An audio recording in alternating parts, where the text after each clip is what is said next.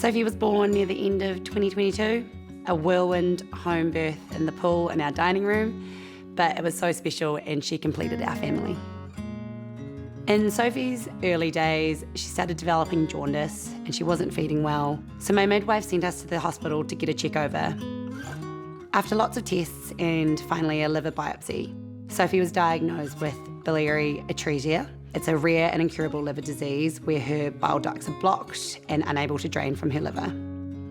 While she had an initial surgery, it was unsuccessful and essentially a liver transplant was her only hope. Since Sophie was only 6 months old, to find a match that was small enough and healthy enough for her was going to be really hard in a country as small as New Zealand.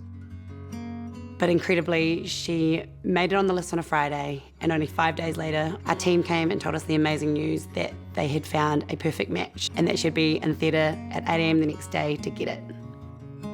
Sophie was a dream transplant patient. She never had any unexpected complications, and by the time we got home, she was crawling 2 months after she had major abdominal surgery and learned to walk like any other 13-month-old. Now she's active, she goes to preschool, and you would never know what she had been through. We wouldn't have that if it wasn't for organ donation.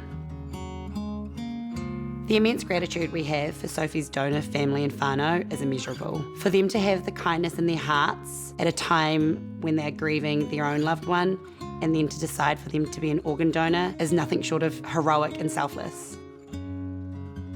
To every person who has made the decision to be an organ donor, thank you, because it can literally be the difference between life and death for a 6-month-old baby like Sophie.